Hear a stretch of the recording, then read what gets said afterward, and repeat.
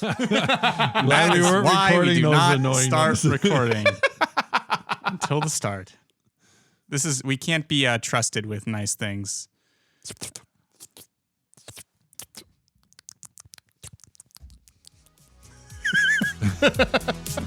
I would like to apologize to our viewers and listeners for this very bad mistake.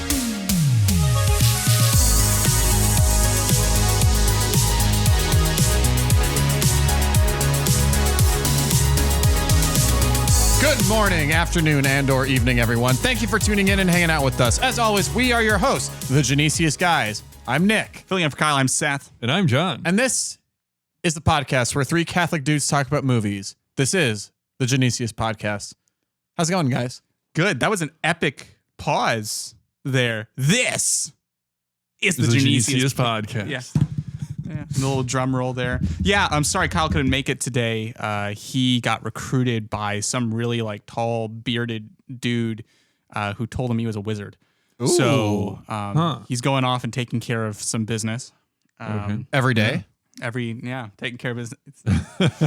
Smooth. Very good. Very, very good. Yeah, I'm doing good. How are you doing, John? Doing pretty good. Yeah, very nice. Yeah, last night we had a party that was pretty fun. That was so much fun. We had a party. Yeah. What was the nature of said party, John? Someone got murdered, and then we solved who murdered them. Ooh. Specifically, one of our hosts of the podcast. I got murdered. And the other host solved the mystery. And I hosted the party. So. We all did something great. Yay! The most amusing part was that I died, and then John was like, by the way, here's your thing. You're going to be doing this again. You're the investigator, right? Yeah. We were talking about if Paul Rudd was in a similar situation and be like, yeah, well, I died. And then I had to solve my own murder. It was weird. Yeah. So it was a lot of fun. John turning how old? Oh, old. Old? Were Pretty you old? Well, I think happy birthday, first of all. Yeah, happy birthday, John. And I think Thor said it best when he said, "You are an old man and a fool." Loaded right on up. So Rough. Yeah, old man. Fool. Well, Valid. I think that suffices for my old fart joke for those of you playing that at does home. That's a pretty bad one. Yeah, that was it bad? I thought it was great. I thought it was it was a burn. Oh, is is what it? it Okay. was. You Get some ice, know brother. what Michael Kelso would say? Burn! Seth, you've never watched that 70s show, have you? No, I have not. Oh, you're probably better for it. It's a funny show, though. But what is funny is that it actually takes place in Wisconsin. Hello, Wisconsin! Yeah, and my parents grew up in Wisconsin around that time, and it says it's actually pretty accurate. So. Fair enough. Obviously, Historical accuracy, 10 out of 10. it's obviously done up for humor, of course. Well, did you know they made a sequel to that show? It's called That 90s Show, isn't yeah, it? It is. So they initially had that 80s show that completely flopped. But then, now there's that 90s show that has the old characters in it, right? Yeah. Yeah. It's Kitty and Red are the main characters. It takes place at their house. Mm-hmm. And it's Eric Foreman's teenage daughter. Yeah. It's centered around her. Wow. I've watched a couple episodes. Watched a couple scenes from the first episode. Mm-hmm. And there's a particular moment. It's a brilliant callback to the original show where one of the plot points is like Eric and Donna and their daughter Leia. Yeah. Of course. Yeah. They also mentioned that Eric teaches the teachings of Star Wars at a university. I'm not joking. That is what his job is. Okay. And This character is super nerdy. Listeners and viewers, and you think I'm obsessed with Star Wars. Anyway, so so they're going to visit Kitty and Red, and Leia's like, "Oh, I want to stay here for the summer and make friends and whatnot." And Eric's just like, "Well, no, you're not going to do that." And Leia's like, "Nope, I'm going to stay here." And then Eric goes, And I died laughing. He's just like, you're gonna be in that car tomorrow, or I'm gonna put my foot up your ass. And the laugh track obviously like goes wild. Yes. And Kitty and Donna are just like, oh, Eric. And Red's sitting there with a big grin, and he goes, I've never been more proud. It's like watching you get your home run for your first time, if you even hit one in the first place. Kurtwood Smith might be one of my favorite actors. He might be the best actor in the whole show. The father. Yeah. He's so funny. It is actually pretty funny. Like, so I watched an interview with like both of them, Red and Kitty, and it was just like initially upon like being in the show, like they were cast just because they knew it was like an era show. They didn't even know it was a comedy, and like the only thing that I think Red had done before was RoboCop. So it was like a completely different thing. I've seen him in a couple other things, but yeah, it was just weird thing. Or like a weird situation that they're in. They were just, especially because like they grew up at that time, that they're just like, oh my gosh. But anyway, yeah. I'm just checking emails over here. And sorry, you may be wondering, those Seth of you is already bored with our That 70s Show conversation. Of those of you watching, you might be wondering why I'm wearing something so weird. So you also might be wondering why there's a big hammer sitting in front of us. That too, and why there's a little guy. Right there. Say hi. Yeah, that's Thor. Yeah, say hi, Thor. That's Thor. Hello. that was. Well, hold on. I think there's an effect here where we can actually. Yeah. Hello. So yeah, he says hi to everyone, but that's because the movie we're talking about is. Can you guess? It's hard to guess. Can you guess? Thor. Give me the stats on Thor. What's going on here? What is this? All right. So. Film is Thor. The director is Kenneth Branagh, who actually is a pretty big name, both on and behind the camera. Yeah, I know him pretty well as the voice of Miguel in Road to El Dorado. Oh, we should talk about that movie. That is a great movie. That movie's underrated. A movie. Wait, are you talking about the animated one? Yeah. Oh, okay, yeah, absolutely.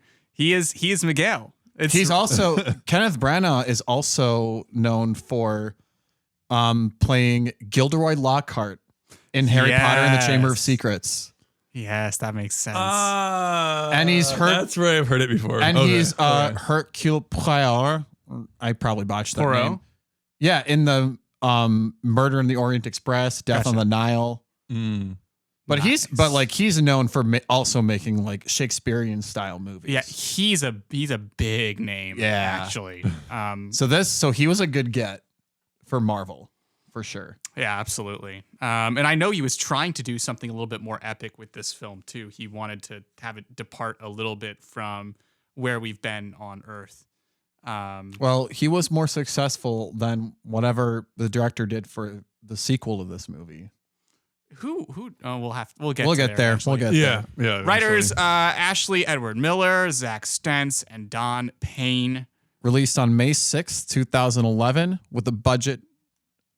A budget of $150 million and a box office of $449.3 million. That's quite a profit there. That's a good profit. Makes it back. Almost 3 times. Yeah, really close to 3 times. Well, and if you think about the marketing budget that probably happened, it was, I would say it made about double money. Made its money back and then some. Yeah. Oh, yeah, for sure. Rotten Tomatoes critics gave it a 77 and the audience gave it a 76. So they're pretty close. Pretty close. Pretty consistent. It's like, it's a good movie. It's fine. Right. And the critics had to say, we're gonna add a couple new elements today. Well, actually, technically, we added them last week. We're substituting some elements. Yeah. Because we actually don't have a USCCB consensus for this one. Well, no, this is. Well, they have a classification. They don't have a synopsis. Yeah. Well, the Rotten Tomatoes consensus says a dazzling blockbuster that tempers its sweeping scope with wit, humor, and human drama. Thor is Mighty Marvel Entertainment. They were going. See for what some they did puns there. Yeah, The mighty. Yeah. Yeah. And the USCCB classification is an A2. And weirdly enough, I could not find a consensus description. Yeah, very strangely. There's nothing. This was a really weird case. It's missing from the archives. It's a bit surprising Dooku that this did is it. I the knew it! first time. What? It's missing Dooku from did the it. archives. It doesn't exist in the archives. Dooku did it. Dooku did it. I knew it. Sauron's doing. Go on, John. What were you saying? I'm a bit surprised that like this is the first time we've actually run into this. Yeah, actually, yeah. With some of the other movies that we've done. Well, I mean, they had Spike in 3D. Come on. Yeah, still the greatest USCCB consensus of all time. What were the 3Ds? Dumb, dull, and disappointing. I can't say that for this movie though. Yeah. This yeah. one's got some good stuff. You know, we watched this actually after we watched Pitch Perfect. That's right. So we had an evening, right? And we watched Pitch Perfect, and then we were just like, you know, it's 9 p.m. It's not that bad. Let's just watch Thor. We needed a change. A palate cleanser. Yes, thank you. That was the exact phrase I was going to use. So that's a little. Well, I mean, it's foreshadowing for us, but it will be. Yeah, you guys have already heard. You've already heard our thoughts and Brian's thoughts by the time this comes out. So it'll be like a callback. Yeah. Yeah. Yeah. Nick doesn't even know what's about to happen in this next movie. Yeah. Neither do you. So, shall we get to the synopsis that was handcrafted by yours truly in a cave with a box of scraps? How many? You know, I know a couple of our listeners have come up with a bingo board for our show. That this might need to get on there. Oh, just some kind of Iron Man quote. Yeah. No, specifically that one. Well, maybe specifically that one, but I also know that just generally they have a movie gets quoted, right? In some that way, shape, one's or form. easily. Yeah, but like it a probably different happens movie. like the earliest. Yes. But some of the other, but they also have like Star Wars tangent, Marvel tangent. Yeah. Yes. Yeah. Well, this is like complete tangent, just because like it is Marvel. Well, so we checked the A2 box. We did because USCCB was A2, so that one's good. Oh, I forgot that was a box. On there. So wait, are most of ours been A2? I guess A3. Most I think have been like A3. A2, yeah. I'm pretty sure. Okay. So all right, let's get to the synopsis. This is Thor. 3 scientists. Wait, do you have a lightning effect? I don't have a lightning effect. Sorry. Oh, sorry. For that's a gag purely for the viewers. They just lifted the hammer, so that's cool. Well, I lifted Thor. He lifted. You lifted. I guess there is a little hammer. Yeah. So if you lift Thor, that's lifting the hammer. Are you lifting the hammer? John's worthy. Oh, that's it. They had this debate in Ultron with the elevator. Oh, that's true. They did. Yeah. All right. So Thor, without any further ado, 3 scientists, Jane, Eric, and Darcy, pick up Thor after he was banished to Earth for destroying the peace between his homeland of Asgard and the frost giants of Jotunheim. His brother Loki learns that he was born a frost giant and raised by Odin after the war between their races over 1,000 years ago, and Loki's anger causes Odin to fall into the Odin sleep. After Thor fails to lift his hammer Mjolnir from its resting place on Earth due to an enchantment placed upon it by Odin, his father, he is forced to recognize that he is unworthy of the throne he desired to inherit from his father. Later, when Loki tells Thor that Odin has died and that Thor's exile is permanent, it is revealed that Loki orchestrated the events leading to Thor's banishment in hopes of leading the king of the frost giants to slaughter Odin in his sleep. Loki sends the destroyer, Automaton, which is basically a big robot that guards the vault in Asgard. A robot that's used by space Vikings. Yes. It's really weird logic. Stick with us here. Loki sends the destroyer to kill Thor, who sacrifices himself to save Jane, whom he has fallen for, Eric, Darcy, and the Asgardian companions, aka the Expendables 3, who come to rescue him. This will be a theme throughout all the Thor movies. Judging Thor to be worthy, Mjolnir restores his power and he returns to Asgard to confront Loki. He destroys the Destroyer, ironically, and then returns to Asgard to confront Loki, who only lured the king of the Frost Giants to Asgard so he could actually kill him. So he was like a double agent kind of thing going on. Loki hopes to win Odin's approval over Thor by using the Bifrost to destroy Jotunheim and eradicate the Frost Giants. In the ensuing confrontation, Thor prevails over Loki and is forced to destroy the Bifrost to prevent Jotunheim's destruction at the cost of being unable to return to Jane.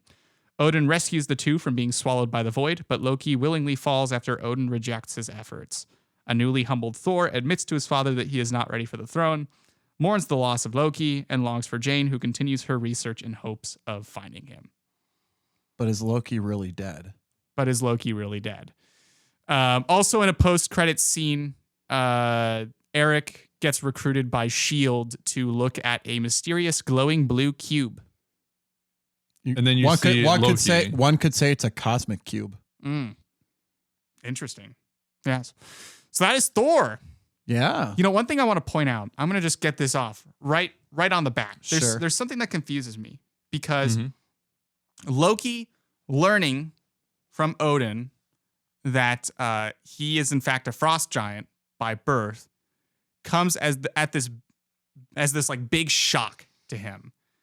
But later on, when he's talking with Laufey, who's the king of the frost giants, he says that he is the one that let the frost giants into Asgard in the first place.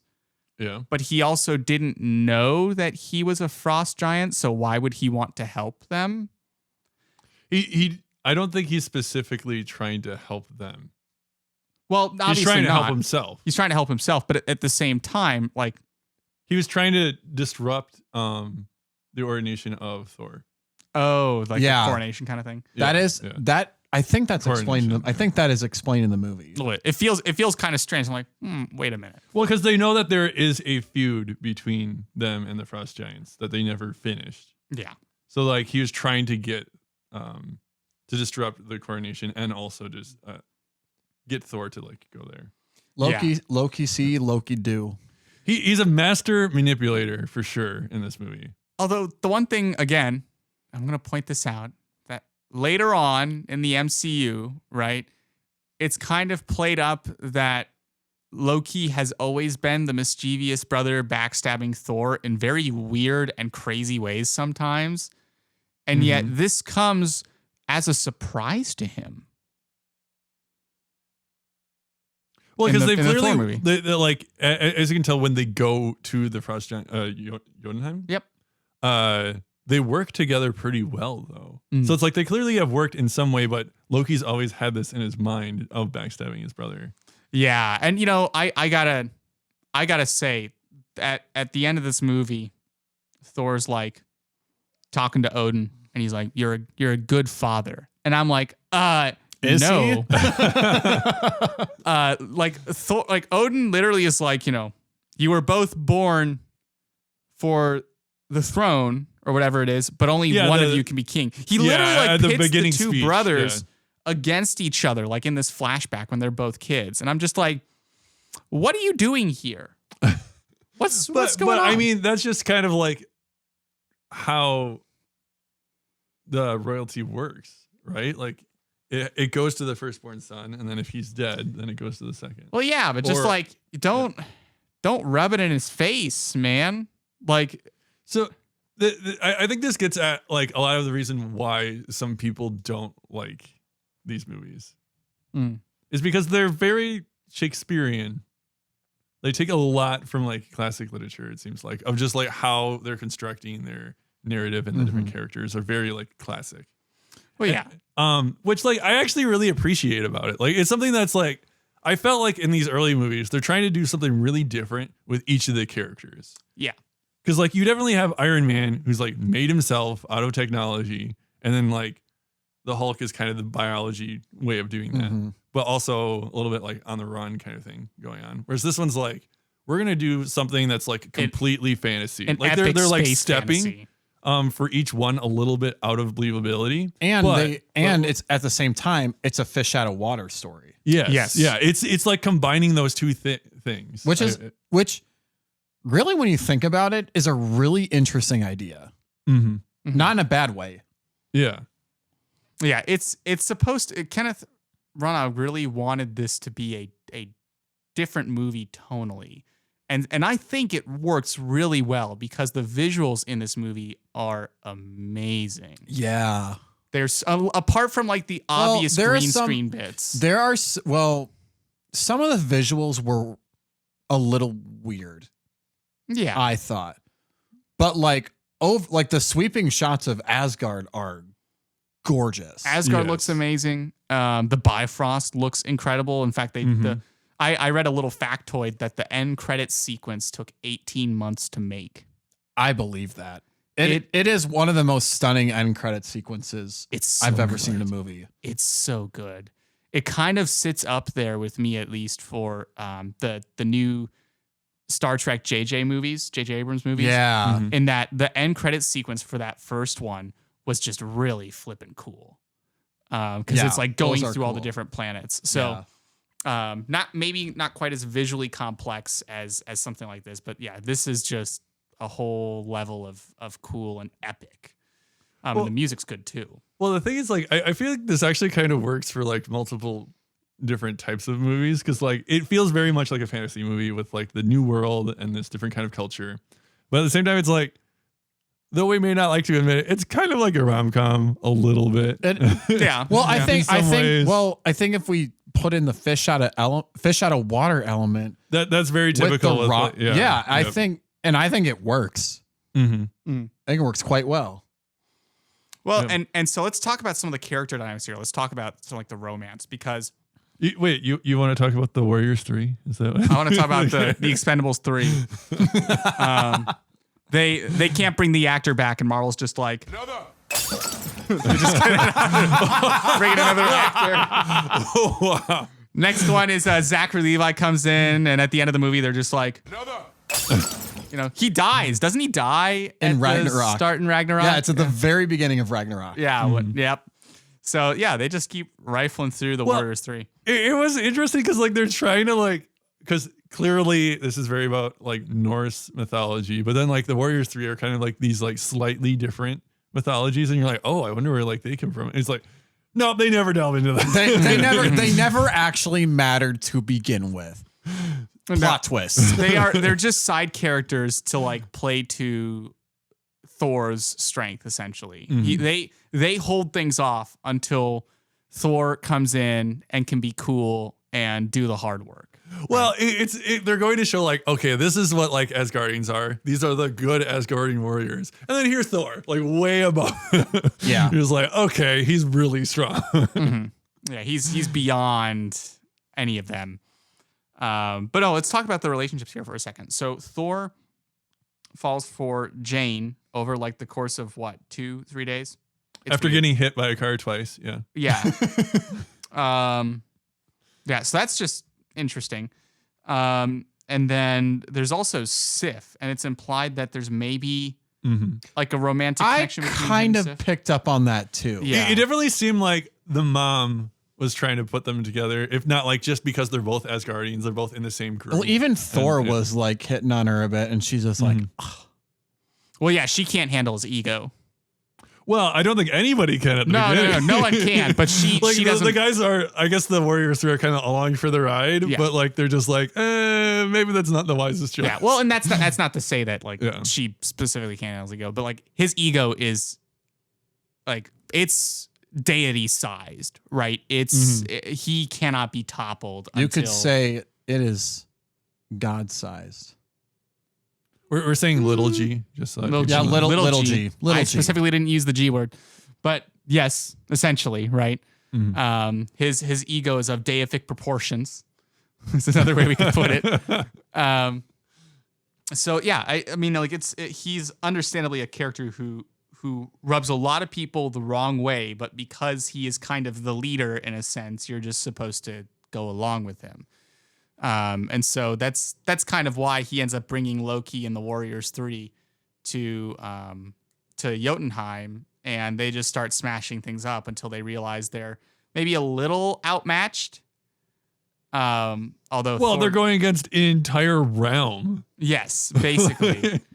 Although I find it funny that huge monster was chasing after them, and Thor just kind of takes it out without much issue. Just puts a big hole in his throat. Yeah, and just flies through him, essentially. I thought that this scene was really cool in the sense of like there isn't the realm does not use the same physics that our realm uses. Like because they were able to like run like the monster ran like under.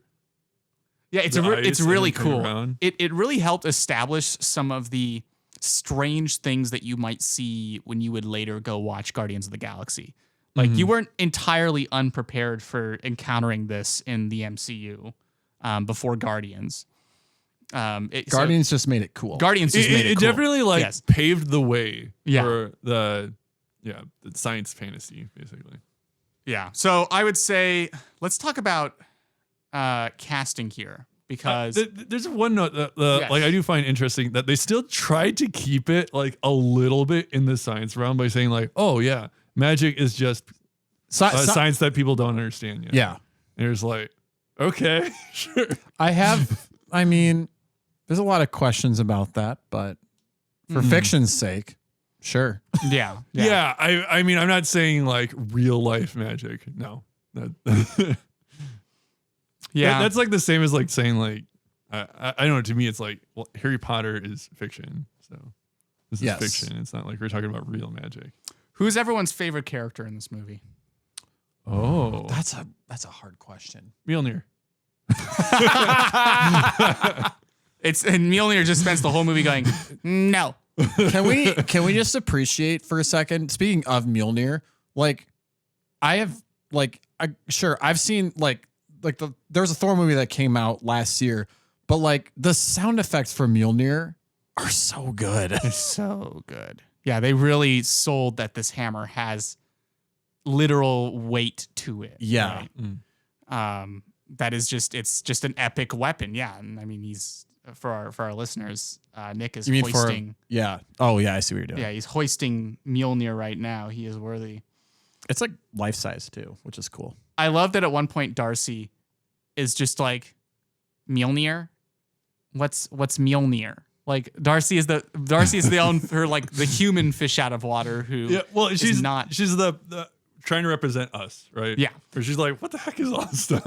Well, and I think they specifically said, right, that she is a science major, but she's a political science major. Yeah, that was pretty funny. It's like, all right. She was the only applicant. Yes.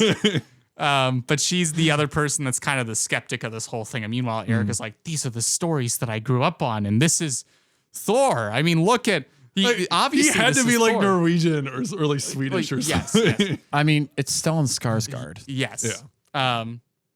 But I just remember, and I'm going to say this once and get this out of the way, that John and I were watching, and this movie is famous, I think, for really starting something, particularly in the MCU, but I think maybe a broader movement in movies about the male abdominal muscles. Because Thor has to have this scene, right, where he is shirtless, right? And obviously if you train for 7 months, of course, Yeah, I mean, if you put on that much muscle, it's like, okay, I kind of get it. But at the same time, it's like, well, are you really being the most modest there? Probably not. Probably not, but I'm still just watching that going like, dang. Well, that's what was going through Jane's and Darcy's heads. Probably, maybe Eric too. He's just like, wow. There's a good chance of that. Yeah. But I will point out that like when it came to the costumes, right? I think it's a pretty well-known bit of trivia that when Chris Hemsworth and Anthony Hopkins were putting on the armor, that Anthony Hopkins kind of looks at him and goes, there's not much acting here, is there? Right? We don't have to do much with the armor. It just kind of works. Yeah. I just realized you didn't even answer your own question. Yeah. So I was going to say characters. I mean, it's hard to it's Mjolnir. Well, I was joking. But Adrian Coulson. I mean, once we... Yeah, Coulson's pretty solid. I'm a Heimdall dude. Oh, that's right. Sorry, when we were watching it, that was definitely my favorite character too. Yeah, Heimdall. Heimdall's really good. Thoughts? I don't have an answer right away. You might have to come back to me. Right. But, okay, fair enough. But I do think like it goes to show with the choices of actors. I think Anthony Hopkins works really well as Odin. Like in the realm that they're trying to have this like Shakespearean-esque world with Asgard. Like he is a classically trained actor, and I think he does really well with it. Yes, that classical training like really works with the tone of half this movie. Mm-hmm. Yeah, and then Thor gets kind of dropped into Earth, right? And he's literally dropped into Earth, and the hammer falls somewhere else, in Earth, like 50 miles away from where he was. Well, yeah, because he threw it out after. Yeah. Yep. And he's just kind of like forced to slowly accept that he's not he's humbled. He's humbled over the course of a few days. I was reading a review, like sort of like a Christian focused review perspective, and the reviewer was not really convinced of Thor's moral about face, his change of heart. I don't know. Are you guys? By the very end of the movie, yes. Yeah. Because if you think about the decision to break the Bifrost Bridge. Yes. Right. He could have kept it there so he could go see Jane whenever he wanted. Mm-hmm. But he's like, I need to, like, he realized that saving the world, or I guess the 9 realms in this case, was more Jotunheim, right? Well, yeah, it was targeting Jotunheim. Right. He realized that saving Jotunheim was, which, by the way, I got huge Death Star vibes when the Bifrost was blowing up Jotunheim. I'm just like, this is Star Wars. Yep. That makes sense. I'm with John on this. I think if they did, because for instance, he initially wanted to go there and kill all of the Frost Giants because they had invaded Asgard. And then at the very end of the movie, he destroys part of Asgard and his way to get back to Jane to save people he didn't care about at the beginning. But he kind of hates in a way. Yeah. And I think that being exiled or banished, I guess, to Earth, and kind of, I think the whole part of being humbled is where he had to live in the shoes of somebody that he considered below him. Mm-hmm. And I almost think that humbled him more than just Padme Amidala wooing him. Yeah, and so I do think that if they didn't have that final moment where he has to destroy the Bifrost, this would have been kind of not sold well. But obviously he kind of learns to fight in defense of people. He doesn't necessarily learn how to be a good ruler, and that obviously is not where he ends up at the end of the movie. He doesn't end up. That arc even continues in future movies. But I would say, okay, so the moment that he changes, that he becomes worthy of the hammer, right? He goes from thinking that he's invincible to being like, I am probably going to die, and I'm still willing to like save these people. Like that's kind of like the whole turning point is what they kind of. Yeah, he kind of gets over his own hubris just a little, just enough. And well, like, because as the destroyer is kind of closing in on him, he's like, Loki, whatever I did to you, like, I'm sorry, man. Mm-hmm. Kind of thing. Yeah. Well, and it's in a lot of ways, it's not just what he did to Loki, right? It's kind of what he did in general, and it was Loki's. And Loki kind of just got on the butt end of it. Yes. So I think this asks like a bigger question about the entire thing, right? Yeah. Where do you find worth? Or like how? Because it's right. That's it's a like mighty question there, John. Wow. That's a mighty Thor question. Yeah. Another. You got any more zingers there? But It was just something that like I recall from a Father Mike video. He goes through like each of the kind of classic heroes and like different fallacies that people come across of like being worthy of the Father's love, and like feeling that people have to prove their worth. Like at least in this movie, he had to prove that he was worthy of the hammer. Yeah, right? Yeah. But I think it goes to show just about each of the characters, about the journey that is different between Thor and Loki. Of just like what, like Loki was trying to find worth by being the king, right? Yes. So like that's how he was trying to prove to himself that he was worthy. And so, this movie uses kind of a really close, not allegory, possibly, but I don't know what the correct word is. But basically, they're trying to view their own worth in the eyes of their father's approval. Mm-hmm. And so to them, being worthy means that they basically outpace the other and become the king of Asgard, right? Or become essentially the favored son. Mm-hmm. Yeah.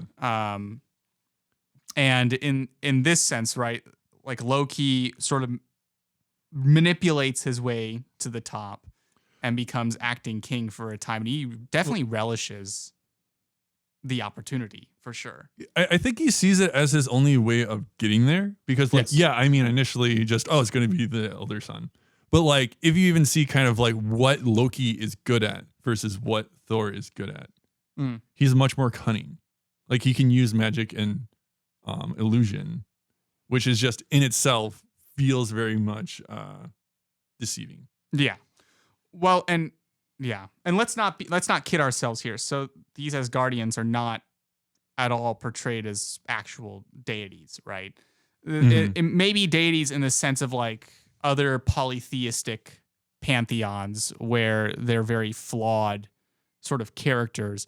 But these are all at their heart, like these are all human people, right? This is a story about human people who happen to be sort of a different kind of setting and of a different people. They're about human people, even though they're different people. Well, you could say it's still the same struggle that like, okay. You can make a slight biblical reference of just like with Jacob and Esau, right? Or sorry, I get where you're going. Yeah, where it's like the other son was supposed to get the blessing. Oh, and then the younger one deceived and got the blessing instead. So it's like a classic story that happens a lot. Oh gosh, that's a good point. I didn't even think about that. Yes. Wow, that's a really, really good comparison. John. Yes. What's another reference here? No, I think we should play the applause track for that one. Yeah, you know what? That's fair. That's fair. Let's go grab the yeah, bring that down a little bit. That's kind of loud. Thank you. Yeah. But well deserved. It was very well deserved. Yeah. For sure. But it plays out very differently than that story plays out. Of course. Well, yeah. yes. So I think it's always interesting to look at. They do tie this in right to the MCU story. They have Coulson there and they have S.H.I.E.L.D. there, and I love that Coulson. If it wasn't obvious enough what larger story we're a part of, Coulson directly references like Tony Stark and his technology. And such a shame he wasn't in more of the MCU. Yeah, he misinterprets the Destroyer as being maybe Marvel canonize S.H.I.E.L.D., please. It's weird because, and we can maybe talk about this in a greater sense, but Coulson's role does not go beyond phase one of the MCU. And I feel like it's kind of the lesser for that. I really think he was a great character in the sense that he kind of helped ground the rest of the Avengers and the rest of the goings on as just like, there's a regular dude who is just not fazed by stuff at all. Yeah. It's like he's seen everything. He's just like, okay. Yeah, he kind of has. Yeah, he's just like, oh wow, okay. But wait. Okay, in this movie, right? He's like, I want to see what he does. Right? Like he actually is kind of just like, you know what? Sure, let's give him a shot. Oh, and since you brought that up, that reminds me, we get our first Hawkeye. We do, yes, absolutely. Appearance. We get two Avengers introduced in this movie. I actually, like, when I first saw this in theaters, I actually thought he was the Punisher. because I didn't know. But like the fact that he grabs the bow and arrow, it's like, and I was like, oh, well, that makes more sense. Yeah, sorry. You know what? I think the Punisher could have been that one guy that Thor tussles with in the complex. That they get into like this big. Yeah. That would have been really cool. That would have been epic to have the Punisher, John Bernthal, as the Punisher, and just like going at it. He was the Punisher in the Netflix series, right? Yeah. Okay. Yeah. Absolutely brutal series. Don't watch it if you don't like blood and gore. It's pretty intense. Well, now it's on Disney Plus. But that's shocking, honestly. It is really funny, but I guess it's gonna be like the adult because there's all the Marvel Netflix shows got moved to Disney Plus, and I even remember because I remember when they switched that over, and this is when like Deadpool and Deadpool 2 and Logan got on Disney Plus, which is really weird. Yeah. Well, right, but I remember like I was logging because I was watching a show like of some kind. I can't think of what it was, but like they had me go through a system where it's like, are you 18 years or older? I'm just like, oh, like they are like, they have a broader selection for a more mature audience. Yes, they're starting to get there. So you can have like a setting where it's like if you have like kids watching it, then it's like you wouldn't see these things appear on like the main platform. So, getting back to the movie a little bit though, I actually thought this scene was like, for what this movie was, like with all the comedy that it has, I think, at least when me and Seth were watching it, it's like, you could tell they really actually did take this movie more seriously than they do now. Yes. Just directly in that scene, I thought was done very well. That, I mean, there was a little joking of like, Coulson's like, I want to see what he does. And like, when he actually like, tries to grab the hammer and can't. Oh, just like the desperation. Yeah. You actually feel that a little bit. And it's like, you really feel like he feels like he's abandoned by his dad. Well, and he understands, right, that this is partly, he feels abandoned, right? He also understands that I think what this means for him. I think at that point, honestly, if you think about it, that might have been the moment that humbled him. Yeah, not being able to pick up the hammer was when he could not pick up the thing because he heard what his dad was saying, like he felt he was banished, but he's just like, oh, my hammer's here. Well, I can just pick this up and I'm all good. Yeah. He's like, oh, thanks for the slap on the wrist, but like, I can get it. I learned my lesson. Let's go back home. But that moment that he tried picking it up and couldn't is when he realized, oh, I messed up. Yeah.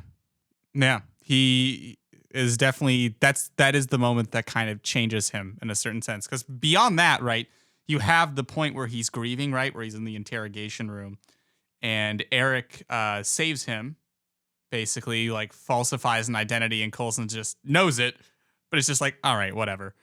Releases him. And I love that they go to the bar, right? And they start drinking, and they come back, and Jane's just like, what happened to him? I just love Thor's line. We drank, we fought, he made his ancestors proud. It's such a great line. But just a little bit of rewind. To me, this is like a turning point for Loki. At least to me, is like, it makes sense up until this point. That's like, oh, Loki's like deceiving to try to get the throne, to try to like enact his plan. But then when he goes down to Earth and talks to Thor and is like, your father's dead. Or what was it? He literally just makes it seem like he has absolutely no hope of ever getting back. Yeah, he says, father has died. And he says the only thing that's keeping the peace with Jotunheim is that your banishment is permanent. Right. Basically says we're like, the peace is preserved contingent on your permanent banishment from Asgard. So yeah, he basically destroys all hope of him ever returning. And of course we eventually, and that's where he kind of, I think that's the other turning point for him, because then he finally accepts that like, okay, he's now got to just live on Earth. And he immediately, just like not really knowing what else to do, just tries to tag along, right? And he ends up just, I don't know. There's like there's a very strange shift in his character there, where he's finally just sort of accepted that he is a regular dude. Maybe that's it, right? He's just a regular dude, right? He no longer has the ego that he had before. He is not Thor, the god of hammers. But yeah, he ends up, I think, finally accepting that the hammer, he has the hammer, he has this power, but it does not make him special. It just makes him a regular person with any other kind of person who has a talent, right? Where they have to learn to use it for good. And so yeah, that's a parallel to many other superhero stories too. And we can throw the whole with great power comes great whatever. That's for a different time. Yeah. And we don't really ever hear that phrase in the MCU until much later on. Yeah. Don't get ahead of me. You're right, but don't get ahead of me. So yeah, it's a very interesting turning point in the middle of the movie there, because if we want to look at just the 3-act story structure, that is the lowest point, right? He's literally lost everything. It seems like he's lost any hope. I'm sensing a theme here with Thor. Yes. Which theme? Which theme? That he's lost everything. Yeah. This is Seth's biggest. Yeah, this is my biggest gripe with Thor. I won't get into it too much, but I give this first movie a pass because it's the first one to do it, right? Where Thor starts out the movie egotistical with a sort of hubris, right? Yeah. And he is humbled, and he loses everything, and he learns how to move on, right? And this happens in Thor 2. It happens in Thor 3. He starts off with a certain kind of hubris. He is humbled. He loses everything. More specifically, someone he loves dies, right? In this movie, it's Loki. Well, at least he believes that he believes that he's dead. Fair. Yeah. It's not about whether or not Loki's actually dead, because he obviously comes back.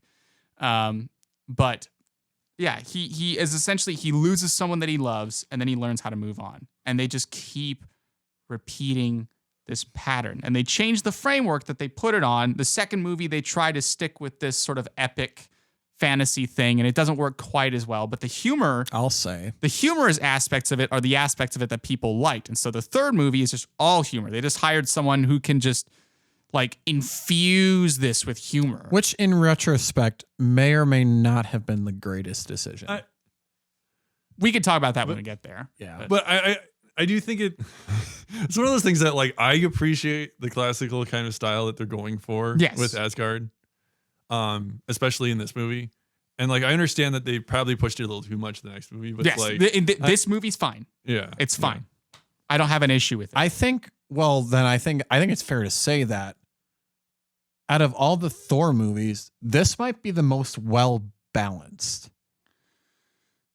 Oh, with humor and stuff. As far as tone goes. Yeah. Overall, because it's both serious and it has funny. Yeah. Exactly. Yeah. Because the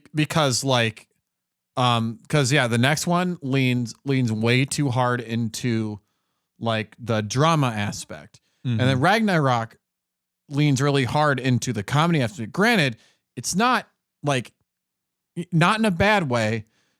And then there's Love and Thunder, which leaned so hard the comedy it actually fell off the cliff. Yeah, it essentially ignores the drama aspect in a lot of ways. Well, and then when the drama stuff is addressed, it is it's jarring. It's undercut too, and it's jarring and it's undercut. It gets undercut. Yeah. And we'll talk more about that when we get there. I think that's something to recognize in this movie is that it appreciates and it gives time to the serious moments. It doesn't cut them right away. Yeah, and it gives really beautiful music underneath it too.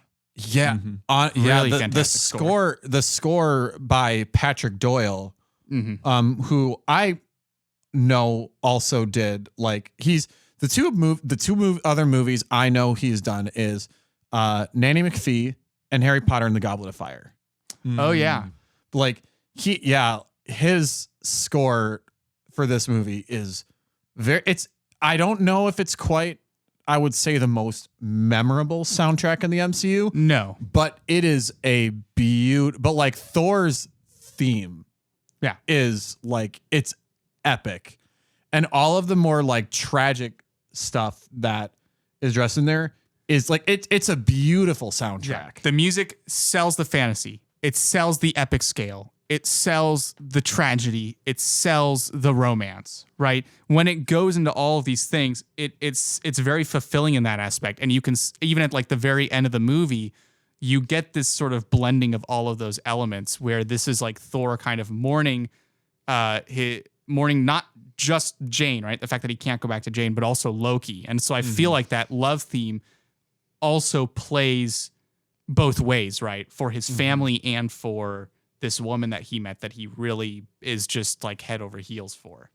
Well, and I think what this movie does really well too is it sets up the world of Asgard and all the different realms and like explains that. Like, yes. Because like for me, like I was just like, oh, this is awesome. Like in all the Thor movies, let's like cover like all the new realms. Like who knows what's like because if the Jotunheim's like this, like what is like the fire realm and like this other realm and like yeah. I thought that'd be really cool. And to be clear, this is distinct from how Guardians gives us the more traditional view of space and like the various different systems and everything. So the realms, at least from my understanding, correct me if I'm wrong, all of the realms are essentially realms that are under Asgardian rule. Is that correct? That sounds right. Yeah, because there's a whole other bunch of things outside of that. Well, like, and while like some people would be like, well, then why is Earth under Asgardian rule? It's like, well, in that sense, like Earth sees them as basically like legends. Yeah, deities. And which they actually address that in the movie. Mm-hmm. Like Odin's like, we've been like downgraded to like legend kind of thing. I can't remember what the exact quote was, but it's something along those lines. Yeah. I mean, I guess they see it more as like a myth, but in a way, right? They're almost like protectors of these. Yes. Yeah. That's a better. I was going to say that is a better way. The realms. Because like, I feel like they've kind of let Midgard go because they're like, oh, they've got it together. They've got it together. Yeah, if there's like something that comes in, like for instance, like Thanos, like then they would step in. Yeah, the realms of the world tree that they sort of have are essentially the Asgardian sphere of influence, and the Asgardians are recognized outside of that, but less in the deific protective sense, and more of just like, oh, you're an Asgardian, like you're clearly like a different, like you're on another level essentially. You're really powerful. And then that gets to, you start to eventually branch out into what are they? The Celestials and all of that. Yeah. But that's, which has yet to be well covered. Yes, that's correct. So this movie, I think, really successfully expands the scale of the universe, and it tells it keeps its story simple, but I think it's still told fairly effectively. So I think it's interesting that I give this movie the pass, obviously, because it's the first to do it. I'm sad that they never quite grow out of this cycle of how to tell a Thor story. But I made this point with Seth when we were talking after the movie too. I think Thor is a difficult character to write for. Yeah. Because it's similar to why Superman is difficult to write for, is that he's just so powerful that it's like, how do you threaten him? Right? You threaten those by threatening the people he loves. You know, we were talking about Captain Marvel before we started recording. Yes, they make her like even more powerful. Right. Than Thor. Well, and I mean, granted, that's not the only problem that movie has. Yeah. But that, now that you address it, like that is definitely one of the issues. But it's so weird because like the concept of like, how do you think Thor flies around? Like initially, how it's like explained in the comics. I actually don't know the answer to that question. Supposedly, so it's momentum from the hammer. Oh, Like he like throws the hammer and then like it pulls him to where he's supposed to go versus just in this movie he just straight up flies around. Didn't they do a similar thing in Man of Steel where it's like the gravity's different? Yeah, for Superman. That's like one of the things because when I saw Man of Steel in theaters, I was definitely like, okay, that's a choice. Well, and the other thing, which that's my description of Man of Steel in general. It was a choice. That's a choice. It was a choice that had amazing potential, but it was kind of squandered. Yes. Yeah. And I think that's like in generally why he like spins it. He's supposed to be like, yeah, he's really like winding up to just chuck the hammer and then it pulls him along. Yeah, but anyway, just minor point. And like they do throw in the Easter egg of like his name is Dr. Donald Blake. Yes, which is also is that a comics reference? Yeah. So okay. Yeah, Thor I was might need that one initially explained. kind of like Shazam, I guess would say in a way that like if he was holding the hammer, he was Thor. If he wasn't holding the hammer, he was a regular guy. So like when he like because like he like buried it, like it was like an archaeologist find, and once he uncovered it, he became Thor. And then whenever he wouldn't have the hammer, he wouldn't be Thor. Interesting. So that was I didn't know that. This movie does kind of play along those lines of like once he holds the hammer, he becomes he gets essentially the Thor. Asgardian again. Yep. Little bit of a tangent, but on Friday I watched Shazam for the first time. Oh, yeah, it's fun. It was I haven't seen it. It's like if Big was a superhero movie. Yeah, it's basically what. That's a really good way to put it. Yeah, I haven't seen it before.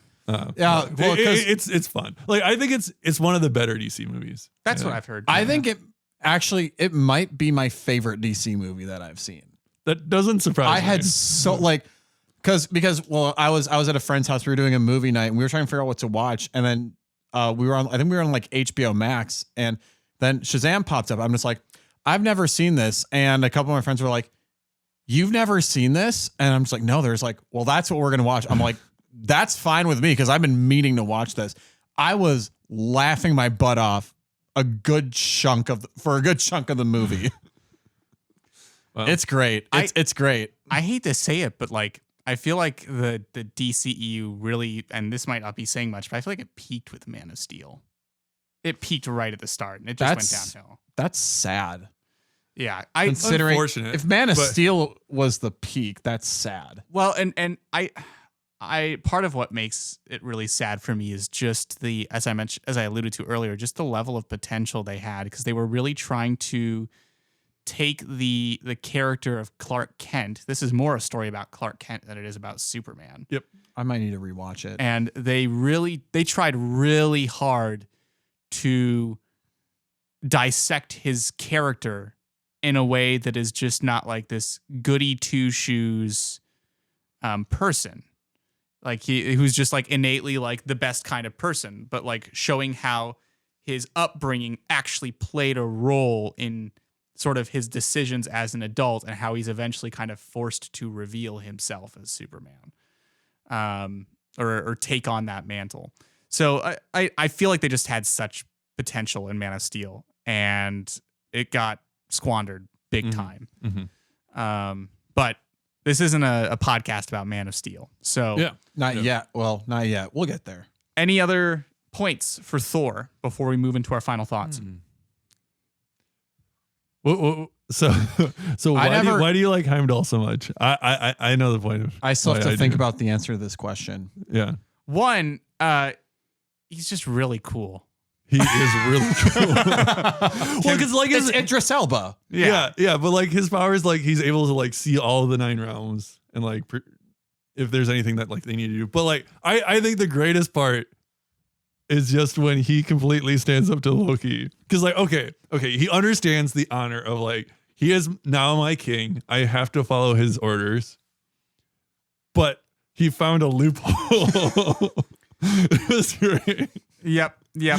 Well, and I like that I found it funny at the beginning of the movie where the reason he ends up letting Thor and Loki and the Expendables 3 go to Jotunheim is that he's just like, yo, someone got into Asgard and I didn't notice, and I've got a problem with that. And he essentially, because he's like, I notice everything. Yeah, he essentially abandons his post and is like, you guys go. I'm not gonna. I see no evil, speak no evil. Right? You know, like I'm not gonna say anything. And it's not until obviously he notices that they're in danger that Odin ends up showing up. But yeah, I don't know. He's just really cool. It's clear that he is almost on Thor's level in terms of like Asgardians that are just like on the power scale. Except the thing is, he doesn't have the hammer. No, right? he doesn't have a hammer, but he has a cool sword. No. But I mean, like, I feel like Thor is generally like a little bit stronger than other Asgardians. Sword that can open portals. But he has like a very powerful weapon that's died from Forged from the heart of a dying star. Yes. So it's like this ultra, like that gives him extra powers of like the lightning strike and stuff like that.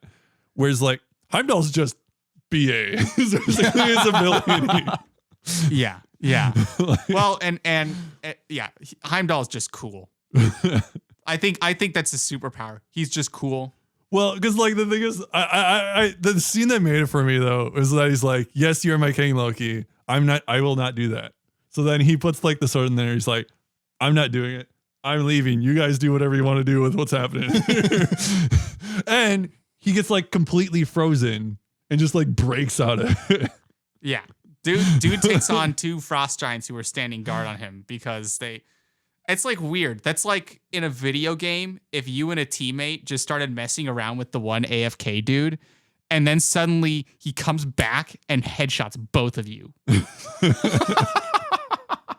And you two are just sitting there like, what just like you just messed with an AFK pro, and then he comes back. AFK, for our listeners who don't play video games, is called away from keyboard. Essentially means you're idle, right? Yeah. So if you're not at the keyboard but you're still in the game, your character is just standing there, and you have people who like to mess with people who are AFK.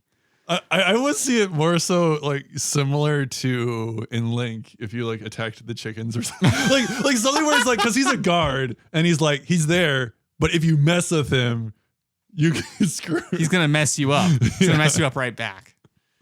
Yeah, he's just awesome. Have you picked a favorite yet, Nick? I might have to go with Loki.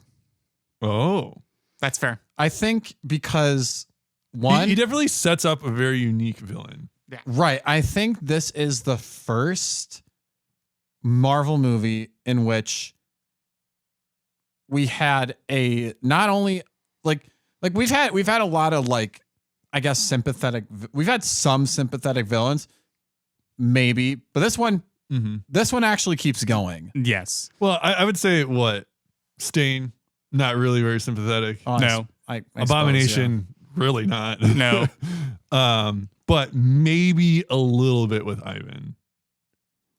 At least see where his circumstances are coming from. Yeah.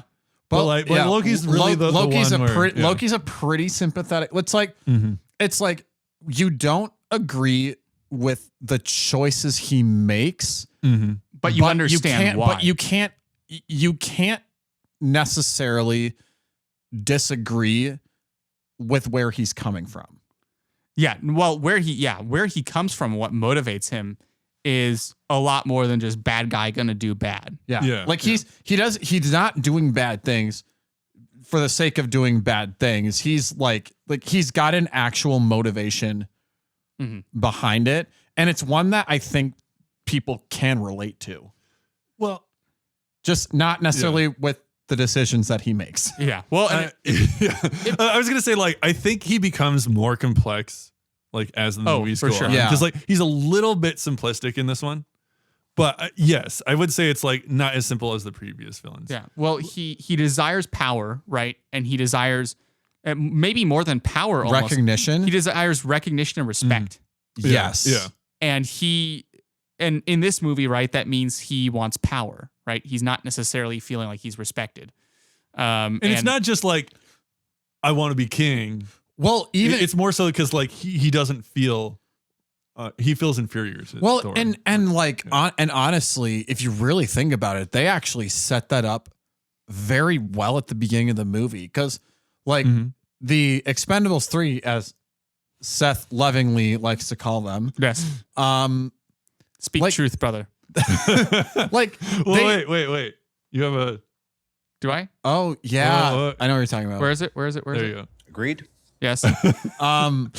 But the Warriors 3, they do kind of treat Loki like a joke. Yeah. Well, because they're kind of following Thor in that. Right. Like if you, like, because I remember when watching this movie, like rewatching this movie, I saw like I paid really close attention to how they were like kind of the way they were teasing Loki, and I'm just like, I'm sitting there, I'm just like, that was a bad idea. Yes. And that's why, like, yeah, there's a little bit of backlash when he does become king. He's like, you have to follow me now. Yeah. And so I would say they introduced probably one of the best characters of the MCU here in Loki because of the fact that his motivations are so complex and tend to change as the story progresses. Complex and like not entirely out of line. Yes. So okay. What do you think of Loki's actions once he becomes king? Like, why do you think he attacks Jotunheim? He wants to destroy it. Well, ultimately, he's trying to earn Odin's approval, right? Well, even though Odin's asleep? Yeah. No, he knows that. But he also knows that Odin's probably watching. I do. I think, to me, the way that, like, at least I interpreted it when I watched it this last time, I think it's a little bit of self-hatred. Because of him being a frost giant, he almost wants to, like, eradicate them. So that people don't find out about that. Yeah, that's fair. That's a really good point. Yeah. Because, like, of how he sees himself, I feel like there's a little bit of, like, things that he has to work through in that regard. Well, and clearly once he does get the throne and becomes the interim ruler, right? You get the sense that he's maybe not actually being kingly so much as he is like a child playing house or playing. Oh, definitely in the following movies for sure. Yes, you get the sense that he's just like this child who is playing race car driver or whatever, and is playing the part and making the choices, but doesn't actually understand the depth and the gravity of his position. And so, like, because half of this, you mentioned the self-hatred, but obviously he's also trying to make it so that when Odin comes out of his sleep, right, he sees everything that Loki has done, and he's like, clearly you were more prepared than Thor to be the king, and so you're now the favored, right? And so and he's like, for instance, how he lured in the king of Jotunheim. Yeah, right? Laufey. Yeah. He's trying to get some recognition for some kind of accolade, because like he's never had that in his life. It seems like it's always gone to Thor's like accomplishments and like Thor's thing. He's like, I can do something. Like, I have ability. I'm going to use my ability to do this one thing, even though it's like definitely deceptive and like not very moral. Yeah. But he's like, I want to be recognized for something. Yeah. So that being said, moving into the final thoughts And the scores. Yeah. What do you think, Nick? I think I will give this an 88. An 80? Wow. 88. Wow. I liked this a lot. Like I said, I liked this more than I remembered. Like, especially after the way Love and Thunder played out, I'm just like, I have a whole newfound respect for the first Thor movie. I love how we can all agree that Love and Thunder is trash. Wait. Agreed. Yes. Besides, I did like Christian Bale in the movie. That's my one side. Yeah, no, but that did not save the movie. There wasn't enough of Christian Bale in the movie to save it. Yeah. We'll talk about that when we get there. Yeah. Yeah. So, anyway, 88. 88. All right. I'm going to give it a 78. 78. I don't think it's quite, because once you get 80 to 100, we're talking about really amazing movies. I don't think it's quite there, but I do think it's good. And I think it's a pretty rock solid foundation for his character. I think at the time, part of this, right, is, hindsight's 2020. And I think at the time, it might not have held up to some of the standards that maybe we were expecting. But this was like phase 1 was a very weird time for the MCU. And so apart from the first Iron Man movie, things were pretty hit and miss. But if you compare the quality of those stories to where we are now, right? Suddenly, first Thor movie looks a whole lot better, right? And so I don't want to get into this sort of relativism of like, well, now that we know what happened, right? The baseline is this. It's a really simply told story that introduces a fantastic villain that they milk the crap out of later on in the MCU for good reason. And it's like not horribly done either. It's not horribly done. It's epic. It has the music. It's very sweeping. The visuals are amazing, except for like anything green screen, which those always like. There's the shot at the end where him and Heimdall are looking over, and I'm just like, you can pretty clearly tell when they use green screen. Just and with when the they framing, didn't. just with the framing, you're like, oh no. But apart from that, 78, I think it's a pretty solid movie. Yeah, John. Yeah. I mean, I would agree in comparison to the other movies. I don't think it's as good as Iron Man, but I do think I think it has a really good villain. I think it has a really good story. Like they have different chunks. There's very believable. Graphics are great. I'm gonna rate it just slightly higher than Incredible Hulk, 85. All right. Very good. And that brings us to 88 plus 78 plus 85 divided by 3 is 83 and 2/3. Round up to to 84. That's a solid score. That's a solid score. Yeah. What was our Iron Man ranking? I think it was 89. Yeah, that checks out. Yeah, that works. Yeah, I definitely think Iron Man's better, but I think this one's really good. It is. I definitely liked it. I think more so rewatching it than I did like the first time watching it. But Yeah. I just now got a text from one of my gamer buddies, and he says, Marvel is struggling when YouTubers are making videos talking about writing problems in the MCU. It's like, it's not entirely wrong. It makes me glad we're talking about this stuff, because every time they come out with something these days like Love and Thunder, I'm just like, oh my gosh, please. Well, the thing was, like, Marvel is known for writing 4 characters. Like it was like really good 4 characters, and especially nowadays 4 universe, right, for continuity. So yeah, 84. It's not bad, guys. Yeah, that's pretty good. Well, thank you for the discussion. This is really awesome. Great movie. This was a really good discussion. Yeah. And thank you all, listeners and viewers, for tuning into this episode of the Genesius podcast. If you enjoyed our content and want to see or hear more from us, please subscribe to our podcast on whatever podcasting platform you use. You can find us on Anchor, Apple Podcasts, Spotify, Google Podcasts, and more. And actually know that Spotify does video podcasts now. So I might try and get that working. Ooh, I didn't know that.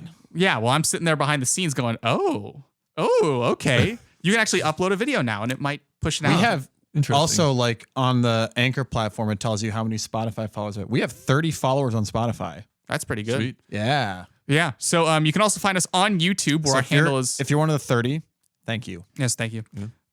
If you want to watch us on YouTube, you can find us on our handle at Genesius Podcast, where you can see the shenanigans we get up to, as well as some pretty cool Lego sets like this Thor's hammer that Nick has been waving around, and is featured prominently in my upcoming short, The Build. When is that coming out? TBD. Yeah, nice. Just John's got gravitates the minifigure swirling around here. Gravitates toward the giant hammer. Yeah, you got to make sure he's sitting down, otherwise he's gonna fall. There we go. All right. But yeah, good stuff.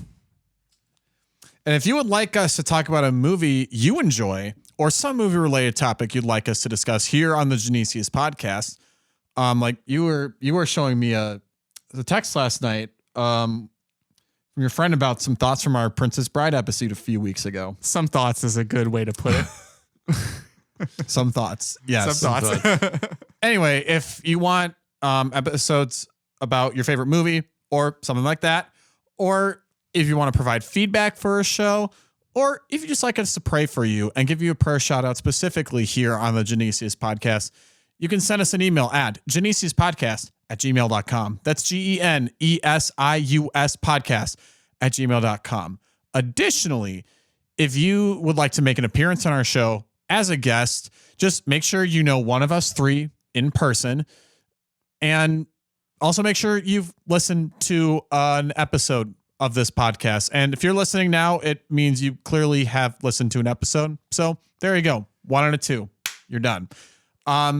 Just reach out to one of us three directly or send us an email at genesiuspodcast@gmail.com. And I have to shout out my buddy David for his feedback on the Princess Bride episode. That was fantastic. It was really fantastic to read. Yeah. Seth was reading it to me last night.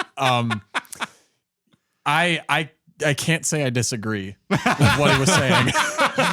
Okay. Finally,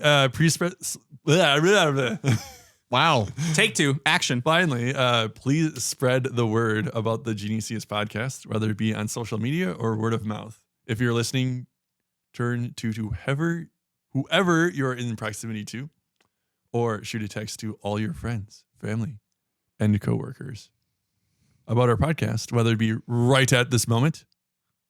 Hey, Seth. Yes. Have you heard about the Genesius podcast? No, I haven't. What is it? I love Really this great pitch, I man. love this. I love this Just heard gag. it somewhere. Really great pitch. I've heard it's about 3 Catholic dudes that talk about movies. really. That's what it is. Yeah. That sounds neat. Might have to go check it out. I'll add it to the list, which is my code response for I'm never going to watch it. Don't do that to us. Yeah, please. Yeah, please actually check us out. Give us a chance. Yeah, give us a chance. Be like yeah. like we're gonna quote ABBA. Take a chance on me. That's fair. John, continue. Yeah. Good call. At a family dinner, at a work meeting, or a date night. Wherever you are and whatever you're doing, please tell them about us and please pray for us as we continue to create content and use our gifts to the glory of God. Amen. Including, you could also tell your cat. Meow. Nice. There it is. I was wondering when that was going to happen. I didn't know where to put it in this episodes. You've touched your board the one time. Actually, no, you've touched it 2 times. I did. Agreed. 3. That makes 3. You have touched my soundboard for the last time. Yeah. All right. What are our prayer intentions this week, gentlemen? For those that might feel sidelined or shadowed by like siblings or friends or just anyone, and that they may handle this with pure intentions instead of resorting to villainous acts, for lack of a better term. Yeah, a wonderful prayer that I would actually point out for this is the Litany of Humility. Ooh. Yeah. I'll look that up. Yeah. It's really good. Do we want to? Do we want to should pray we- it? We could. Do you guys have prayer intentions? Oh, I was gonna say, I got it. To not feel like that we have to earn God's love. Feel that we are not have to feel like you're not worthy of His love. Yeah, that's good. That's a really good intention. Yeah, those sound great. Yeah. John, Yes. would you like to lead us in prayer? Yes. I just wanted to pull it up quickly. We don't have to do. Do we want to do Litany of Humility? I think that works. Okay. Especially for what this movie is. I think that's a really good. I think it's a really good one to end on. Yeah. Okay. Father, Son, Holy Spirit. Thank you, Lord, for all that you give to us. Help us to not feel like that we have to earn your love, that we are worthy of it, of being sons and daughters of you, so great of a Father as you are. Help us to those of us who may feel sidelines, or in the shadows, do not feel that we have to be deceitful or immoral to receive your love. And Lord, thank you for my mother choosing life and for being brought into this world. And we pray to be more like Thor at the end of the movie as we pray. Oh, Jesus, meek and humble of heart, hear me. From the desire of being esteemed Deliver me, O Jesus. From the desire of being loved. Deliver me, O Jesus. From the desire of being extolled. Deliver me, O Jesus. From the desire of being honored. Deliver me, O Jesus. From the desire of being praised. Deliver me, O Jesus. From the desire of being preferred to others. Deliver me, O Jesus. From the desire of being insulted. Deliver me, O Jesus. From the desire of being approved. Deliver me, O Jesus. From the fear of being humiliated. Deliver me, O Jesus. From the fear of being despised. Deliver me, O Jesus. From the fear of suffering rebukes. Deliver me, O Jesus. From the fear of being Calumniated. Being rumored about. calumniated. Deliver me, O Jesus. From the fear of being forgotten. Deliver me, O Jesus. From the fear of being ridiculed. Deliver me, O Jesus. From the fear of being wronged. Deliver me, O Jesus. From the fear of being suspected. Deliver me, O Jesus. That others may be loved more than I. Jesus, grant me Grant the me the grace grace to desire it. That others may be esteemed more than I. Jesus, grant me the grace to desire it. That in the opinion of the world, others may increase and I may decrease. Jesus, grant me the grace to desire it. That others may be chosen and I set aside. Jesus, grant me the grace to desire it. That others may be praised and I unnoticed. Jesus, grant me the grace to desire it. That others may be preferred to me in everything. Jesus, grant me the grace to desire it. That others may become holier than I, provided that I may become as holy as I should. Jesus, grant me the grace to desire it. Amen. Saint Genesius, Pray for us. Thank you, John, for praying for us. That's a really, I think that was a really beautiful prayer. Just that's a powerful one. yeah, yeah. We might have to bring that one again a few times. Yes. Every Thor movie. Also, every Thor movie. Every Thor movie. But, also goes to show, welcome to Lent, guys. Yes. Yeah, I can't This is our believe that first didn't Lent come up. episode. Yeah, Well, I mean, did we? this will be our. Let me think. Ash Wednesday was on the 22nd of February. We dropped our Iron Man 2. Our Iron Man 2 episode was our first. Well, it's the first recording in. It is our first Lenten recording. Yeah. This will be the third episode that will be dropped during Lent. Correct. I should note that for our next session, we shall be wearing burlap sacks for clothing.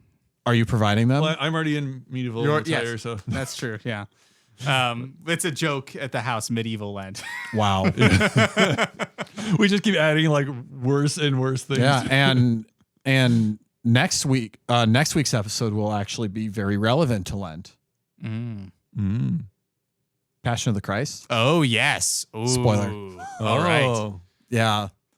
I've never seen that one before, so I am. Wait, really? Yeah. Yeah. Wow. It'll be interesting. Yeah. It's Well, a very good movie. in any case, John, thank you for praying the litany of humility with us. John and Seth, as always, thank you for podcasting with me today. Thank you for hosting. Of course. And to you, listeners and viewers, thank you for tuning in with us. We will be back next Friday at noon. But until then, we are the Genesius guys. I'm Nick. Filling in for Kyle, I'm Seth. And I'm John. And that's Thor. And that's Thor. And this is the Genesius podcast. God bless everyone. And the music. This is the outro music.